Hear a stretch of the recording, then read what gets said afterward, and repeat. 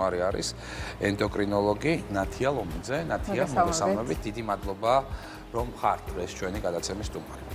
ჩვენ შესავალში ვისაუბრეთ, რომ ტენდენცია დიაბეტის არის მზარდი მთელ მსოფლიოში და რა არის მთავარი მიზეზი, რატომ იზრდება ადამიანთა პოპულაციაში დიაბეტი, როგორც ტიპი 1, ასევე ტიპი 2 ფორმები. მოგესალმებით.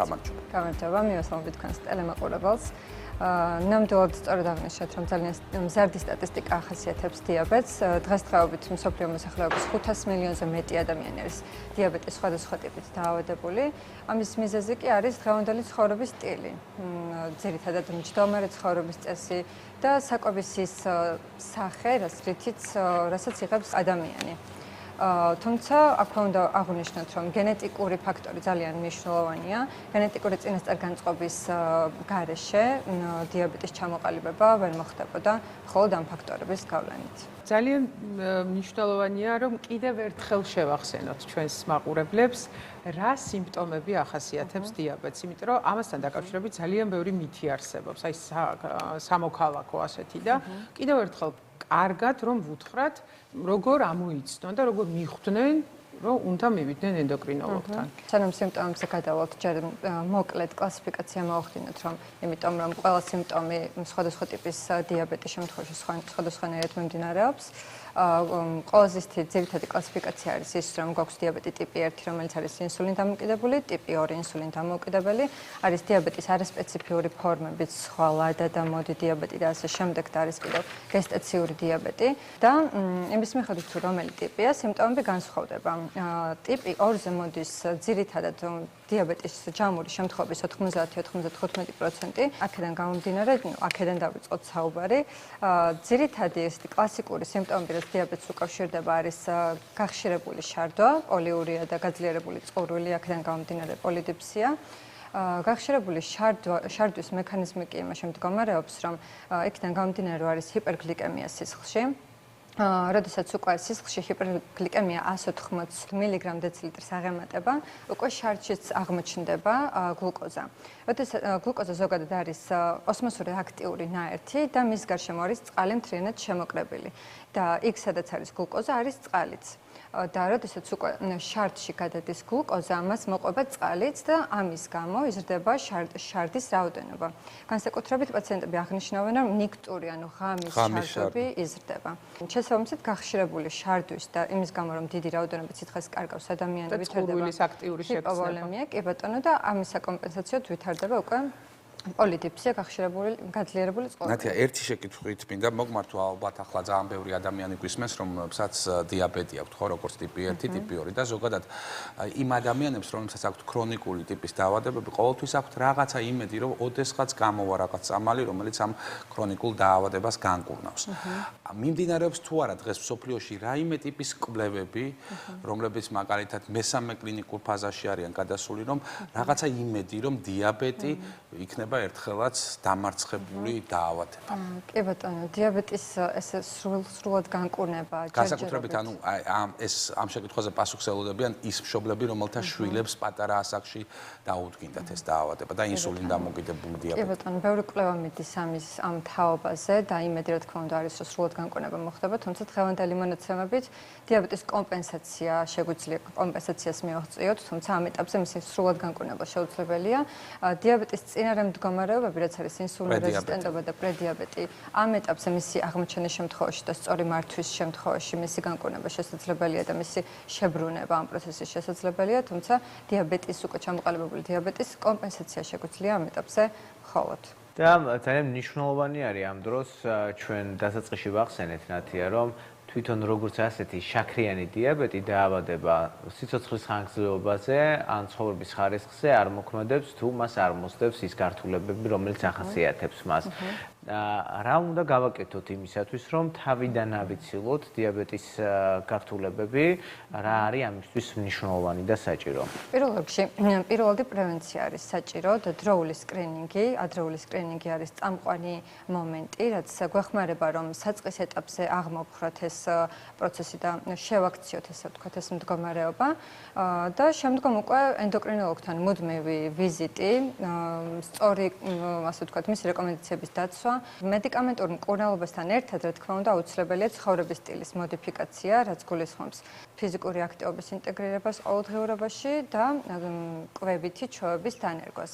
ეს არის საკმაოდ ხანგრძლივი პროცესი და ერთ დღეს, რა თქმა უნდა, ვერ შეიცვლება ყველაფერი, ამიტომ საჭირო არის მუდმივი კავშირი ენდოკრინოლოგთან, თქოს კონკრეტულ სპეციალისტთან, რომელიც ნელ-ნელა ეტაპობრივად ჯერ სასარგებლო ჩვევების დანერგვაში დაგვეხმარება ჩვენს ყოველდღიურობაში და შემდგომ არასაჭირო და ისე ვთქვათ არეჯანსაღი ჩვევების ნელ-ნელა ამოღებაში ჩვენი ყოველდღიურობიდან. ამასთანავე მინდა რომ ვუთხრათ მაყურებელს, რატომ არის მნიშვნელოვანი გლიკემიის მუდმივი კონტროლი. ანუ ეს შაქრის რუტინული გაზომვა რა ინფორმაციას გვაძლევს დიაბეტით დაავადებულ ადამიანებთან. კი ბატონო, ძალიან მნიშვნელოვანია შაქრის მუდმივი მონიტორინგი, იმიტომ რომ სწორედ ეს არის ის პრობლემა, რაც უტევს სისხლძარღვებს, აზიანებს და მთელ რიგ პათოლოგიას და პრობლემებს იწვევს ორგანიზმში. დიაბეტით დაავადებულ პაციენტს მუდმივად უნდა ქონდეს სახლში გლიკემიის მონიტორინგი გლუკოზის, რომელიც ოღონდ რა თქმა უნდა ამის ყოველდღიური სახე არ უნდა ქონდეს, იმიტომ რომ ეს ცალკე ნერვულ გადაძაბვასთან ასოცირდება თუ მუდმივად ჩვენ ყოველ წამს ვამოწმეთ ხო გლუკოზის ციფრები. ჩვენ პაციენტებს ვეუბნებით ხოლმე რომ დაახლოებით 2 კვირაში ერთხელ გლიკემიური პროფილი ჩაიტარონ, რაც უკვე საშუალებას მოგცემს დავაკვირდეთ, რომ პაციენტ ჩვენ ერთად შეთანხმებული კვების სქემა და მკურნალობის სქემა რამდენად კარგად მუშაობს და რამდენად აკეთებს თავის საქმეს. და ეს გლიკემიური პროფილი გულისხმობს ერთი დღის განმავლობაში რამდენჯერმე შაქრის ციფრების გაზომვას, რაც არის დილით უსმოთ, შემდეგ სადილის წინ და ასევე ბოლო კვებიდან 2 საათი უნდა იყოს გასული, ვახშმის წინ, ძილის წინ და მეორე დილით უსმოთ და ასევე განსაზღვრის მომენტამდე 2 საათი უნდა იყოს გასული და ესე მოხდეს გლუკოზის ციფრების შეფასება და ხო ძალიან აუცილებელია რომ არ გამოგვეყაროს ჰიპერგლიკემია. და ამეთანხმება ალბათ ნათია იმაშიც, რომ ყოველდღიურ პრაქტიკაში ხშირ შემთხვევაში ქრონიკულად მიმდინარე დაავადებების დროს და განსაკუთრებით შაქრიანი დიაბეტით დაავადებული ადამიანები ხშირად ცდილობენ ექიმის მოტყუებას საკვების თვალსაზრისით და ეს მონიტორინგი გვაძლევს იმის საშუალებას, რომ ჩვენ ვიცოდეთ ზუსტად რატო გატყუებენ ხოლმე ნათია მიზეზი რა არის? თავის თავს ატყუებენ ძალიან ხშირად. ხო, ეს რთული პროცესია, ანუ მთელი რიგი ცვლილებების მოხდენა და საკვებ-რაციონში ისეთი რაღაცების ამოღება, რაც მთელი ცხოვრება მიირთმევენ პაციენტები და ძალიან უყვარდათ და ზოგადად ეს შაქრიანი დიაბეტი ხო ისეთი დაავადებაა, რომელიც ჩუმად მიმდინარეობს თავიდან და არ ახასიათებს არანაირი ჩივილი და ძალიან ძნელია საწყის ეტაპზე ადამიანი დაარწმუნო, რომ ჭირდება ნამდვილად ამის გაკეთება, მაშინ როცა არანაირი ჩივილი არ აქვს. ეს მთელი ხელოვნებაა, რომ პაციენტს, ასე ვთქვათ, ავუხსნათ სრულყოფილად, რა გართულებები შეიძლება გამოიწვიოს შაქრიანმა დიაბეტმა და რატომ ჭირდება ამის გაკეთება. და ბოლოს ნათია, რას ვურჩევთ ჩვენ მაყურებელს იმისათვის, რომ დროულად მოხდეს სწორედ დიაბეტის სკრინინგი და შემდგომში მკურნალობის დაწყება. რას უნდა მიაქციონ კიდევ ერთხელ რომ აუხსნათ ყურადღება? ამერიკის დიაბეტის ასოციაციის რეკომენდაციით ყველა ადამიანმა 35 წელს ასაკს ზემოთ ყოველ 3 წელიწადში ერთხელ უნდა ჩაიტაროს სრულფასოვანი სკრინინგი შაქრიანი დიაბეტის, ხოლო იმ შემთხვევაში თუ რისკ ფაქტორების ქვეშ არის, რაშიც იგულისხმება გენეტიკური დატვირთვა, როდესაც ოჯახში უკვე დიაგნოსტირებულია შაქრიანი დიაბეტი, კი ბატონო, სიმსუქნე, დისლიპიდემია, იქვე თუ გესტაციური დიაბეტი წინაორსულობებში უკვე იყო და ასე შემდეგ, ესეთი მდგომარეობების შემთხვევაში უკვე 1-2 წელიწადში ერთხელ უნდა მოხდეს მისი სრულფასოვანი სკრინინგი.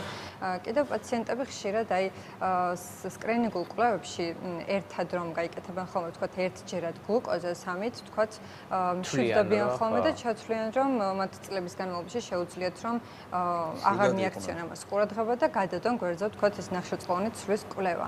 რაც არ არის, რა თქმა უნდა, სწორი, აუცილებელია ენდოკრინოლოგთან ვიზიტი და სრულფასოვანი კვლევის ჩატარება, იმიტომ რომ ერთჯერადად უსმოთ გაკეთებული გლუკოზა რეალურად ხშირად არანაირი ინფორმაციას არ გვაძლევს და საჭიროა გლუკოზის და ინსულინის თანაფარდობის განსაზღვრა, რომ სრულფასოვანი ინფორმაცია მოგცეს ამან ორგანიზმში მიმდინარე ნახშირწყლოვანი ცვლის შესახებ. და ასევე ალბათ არ უნდა დაგვავიწყდეს ყველაზე მთავარი რეკომენდაცია, ეს არის ჯანსაღი ცხოვრების წესი, ეს არის უნივერსალური მდგომარეობა, რომელიც აი ზუსტად ინსულინ რეზისტენტობით და პრედიაბეტით დაავადებულ ადამიანებს უდებს იმ შედეგს, რომ აბრუნებს ამ პროცესს და აჩერებს ფაქტობრივად დიაბეტში გადასვლის და დაავადების დადგომის პროცესს და ნებისმიერ ადამიანს აძლევს შანსს, რომ თუ ამ ცხოვრების წესს მიყვება, არც დიაბეტი და არც ბევრი სხვა უამრავი დაავადება, რომელიც პირდაპირ უკავშირდება ცხოვრების წესს, არასდროს არ დაემართება. ამიტომ ეს არის უნივერსალური რჩევა, რომელთაც ვფიქრობ ეს საუბარი უნდა დავასრულოს. მადლობა ენდოკრინოლოგო.